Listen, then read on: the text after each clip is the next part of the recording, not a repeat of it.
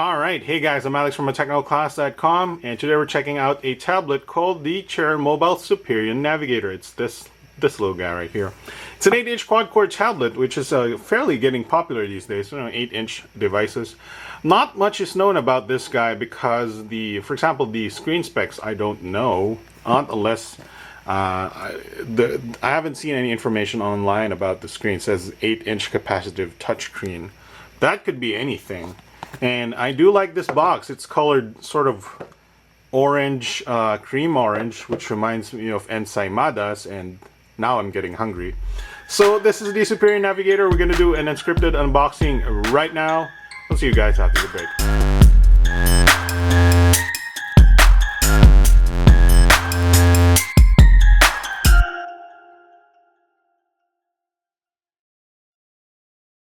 Alright, so the Superion Navigator, this is priced at $6,999. It is a dual SIM call it. Whoa, I like it. It is not a 4x3 display, it's a widescreen display. Nice.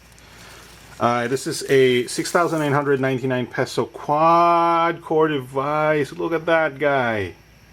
I'm liking this already. It is fairly lengthy because of course it is a widescreen tablet. Most 8-inch tablets are the 4x3 ratio ones, which is kind of wide. This one looks like a widescreen one, which is my preference, although most people will see that it is quite a lengthy tablet. Of course, the battery is already in there, so we'll just turn it on. I like it. I'm digging it. I'm digging it. I do prefer the widescreen ratios because, you know, watching movies, playing games just works better on that ratio. And ooh, we got a lot of things going on here. So this is your micro USB cable for charging and data transfer. This is a freebie thingy, which is getting pretty popular, pretty common with Chair Mobile these days. And I did unbox something similar before, and this is a micro USB. So as you can see, there is the USB, full-size USB right there, and a micro USB out right there. So it's nice, handy. It's also rubbery, and it also is sort of a lanyard, which is great. And it's a really cool freebie. So there you go. What else do we have here? We have some very hey, it has some silica gels, keeping your device dry from moist. Superion Navigator user manual. It's in black and white and in English. So we got a bunch of pages, 32 pages. And oh, getting down to the brass tacks here. I want to see how much the battery charges. Ooh, oh, it's the black one. And this guy gives us 2,000 milliamps. That's one of the faster chargers in the market. And this is probably a 3.5mm headset with a button. Alright, so that's it for the box. Look at this guy, this bad boy. And I do definitely like this sort of form factor. It is pretty, the screen is pretty big. It's 8 inches. And bam, look at that guy.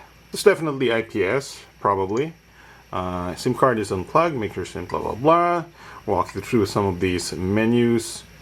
Please enter frontline. We'll just skip that. We'll just, oh, look at this.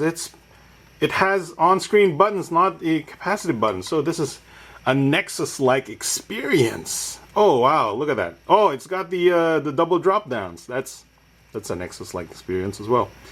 So we're gonna hit the menus here, and it looks like it's loading a bunch of things.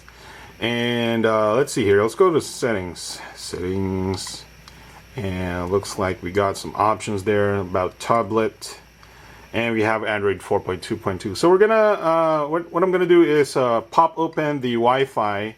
Connect to my Wi-Fi, do some things, and then we'll be right back and see what's going on. Alright guys, we are back, and as you can see, we've installed some stuff. We're still installing some stuff, and we have changed the wallpaper because we like this wallpaper.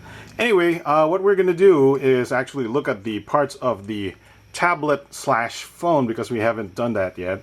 And it's actually a very interesting design, especially on the front. You might get a lot of my fingerprints out there. But it is a pretty cool looking front. As for a tablet, these bezels are not so big, and comparing it to my 7-inch tablet right there, And let's turn both of their displays on actually. So as you can see, the bezels on this 8-inch tablet are actually smaller than my 7-inch tablet, and they're roughly the same size, give or take a centimeter or two. So that's the part I like, and of course these sort of corners, these rounded corners, make it look more like a phone, especially an oversized phone. But of course it is definitely a phone. Alright, so on top we have the speaker grill right there and a 2-megapixel camera. There should be a light sensitivity sensor, although I don't know if it does have the proximity sensor. We'll find that out later when we see the sensors. But there is a microphone on the bottom because this, like I said, has the phone and text capabilities. It even has that messaging app as well. So it's a dual SIM tablet phone, which is pretty cool. It is pretty large though, so when you put this next to your face, it is kind of big. But of course, some people want to have that functionality. Some people want to have 3G calls and texts on their tablet.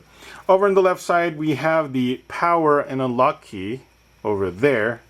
And on the bottom, we have a bunch of ports here, and I'm pretty excited about this one. This is an HDMI.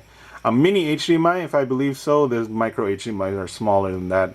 That's a mini HDMI port, micro USB port for charging data transfer, and there's a microphone. And if, in case you're wondering where the ports are, there's a bunch of labels right there. You won't forget where they are. On the left side, there is a volume rocker. As you can see, it's labeled as well. And on top, we have a 3.5mm headset jack with a little nub there to open this part right here, this plastic part right here.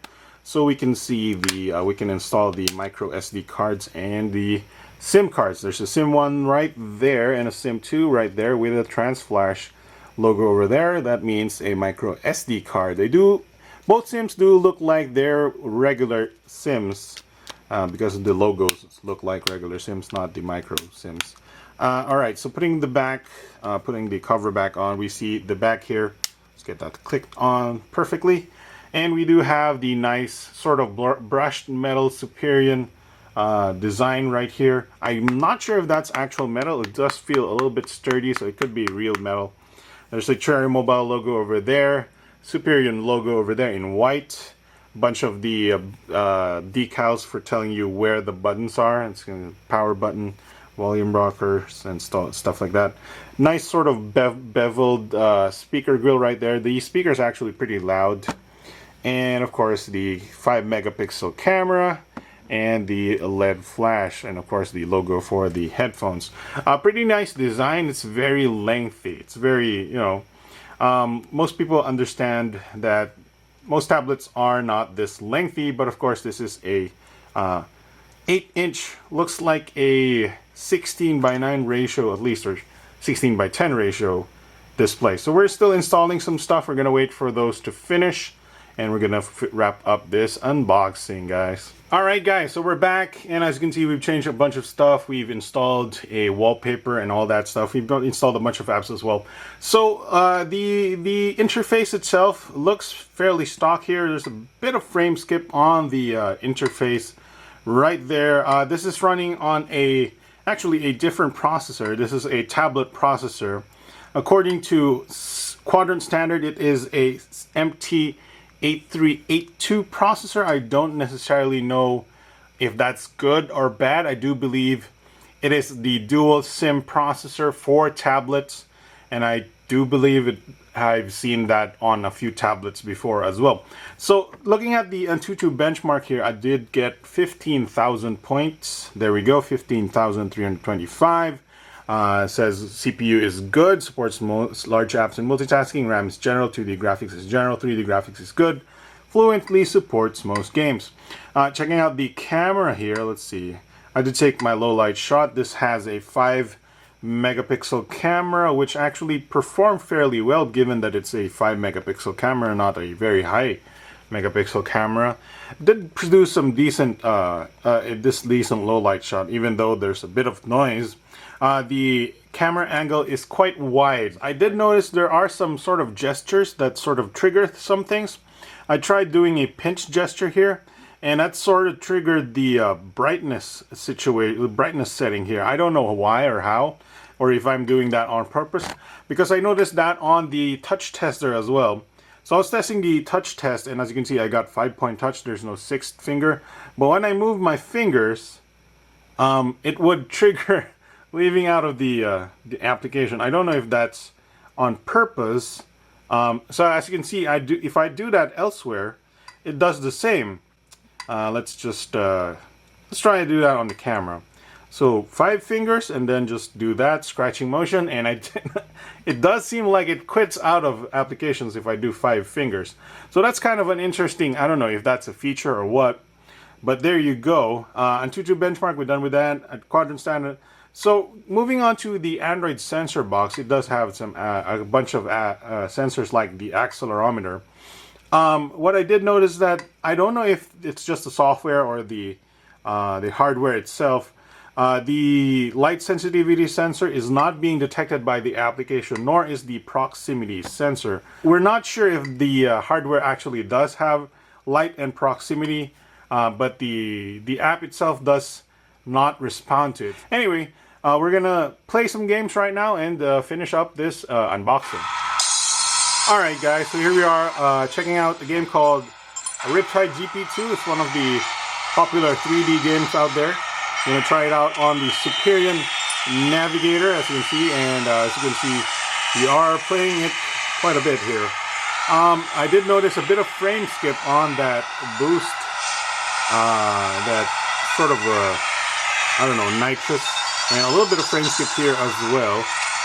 So maybe not the best GPU processing, but it is still playable, so there you go. I do like the 8-inch screen. By the way, the 8-inch screen is 1280 by 800. I did confirm that on Quadrant, which is a nice HD display. I do like the display. I'm gonna fail that trick. There we go, and there we go. So we're gonna actually multitask and kill this application right now. Boom. All right. So, and play one more game. All right, guys. So here we are playing a game, a very brand new game called Modern Combat 5, and I haven't actually played this on this tablet before. So we are going to experience it the same time and see how the performance is on this new sort of game. Very, very graphically demanding game. Looks like it's the... Ooh. Oh, well, the frame rate is pretty good. So I'll drag here to move. I think the graphics are down sampled a little bit here. But it does run fairly well. Much better than Riptide GP2, I might add.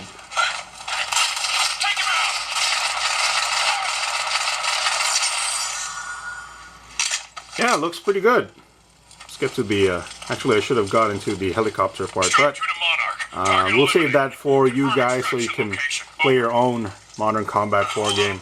Alright guys, so I think that's about it for the Chair Mobile Superion Navigator. I do like the 8-inch display. It's very generous. I do like that it's 16 by 10 ratio. It's 1280 by 800 pixels. Very, very nice pixel density.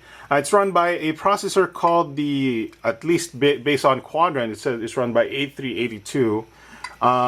Fairly decent, 1500 on Antutu bench, 15,000 on Antutu benchmark. 8-inch display for Android 4.2 Jelly Bean, 5 megapixel camera with LED flash on the back, which is nice. 2 megapixel front cam, 1 gig of RAM, 8 gigs of ROM with a micro SD slot, 4,000 milliamp hour battery, and dual SIM 3G. I do like that the buttons are on screen, although some gamers would not like that because they're always on the screen. On KitKat it does disappear, but this is not running KitKat.